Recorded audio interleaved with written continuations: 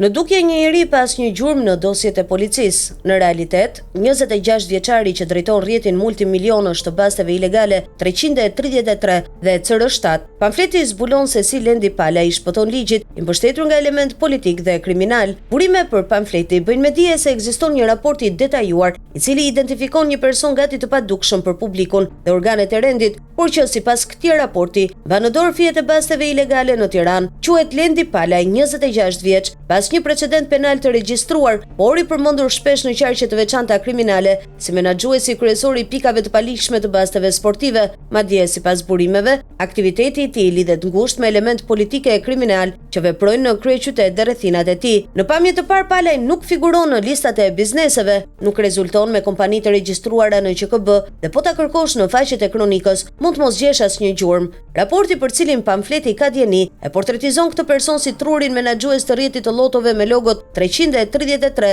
dhe CR7. Pas publikimeve të lajmit në pamfleti, të logo u hoqën nga shumë lokale në Tiranë, por në thelb duket se aktiviteti vazhdon njësoj, veçse i pa ekspozuar. Burime konfidenciale njoftojnë se javën e shkuar është kryer një aksion i papritur nga agentët e BK-s në disa nga pikat e basteve CR7 dhe 333 në Tiranë. Ky operacion, ende i pa konfirmuar zyrtarisht, duket se ishte një përpjekje për zbuluar aktivitetin e paligjshëm pas këtyre pikave. Sipas informacioneve, pavarësisht se ju hoqën logot, është folur për gjetjen e elementeve që lidhen me bastet e jashtëligjshme. Megjithatë, ende nuk raportohet për masa konkrete ndaj trurit të kësaj skeme, pra vet Lendi Palajt. Po si u fuqizua ky emër relativisht i panjohur? Raporti tregon se gjithçka filloi gjatë zgjedhjeve parlamentare të 2021-shit, kur Pala ishte i përfshirë në procesin e mbledhjes së votave në zonën e Alidemit, duke punuar për llogari të PSD-s së Tom Doshit. Aty krijoi lidhje me personazhe kyçe që administronin rrjetin zgjedhor në terren dhe pas mbylljes së zgjedhjeve, Tonjoje i hapën dyert për të marrë më pas me lojrat e fatit në mënyrë të strukturuar. Më tej thuhet se vetë njerëzit pranë Tom Doshit dhe Çim Babasit e mbështetën financiarisht dhe i siguruan një ombrell sigurie, duke i dhënë mundësi Palajt të ngrinte një rrjet të sofistikuar bastesh. Në formë të organizuar, rrjeti i Palajt numëron 25 deri në 30 lokale të shpërndara në kryeqytet, secili i pajisur me platformat online VPN të centralizuara dhe mundësi pagese cash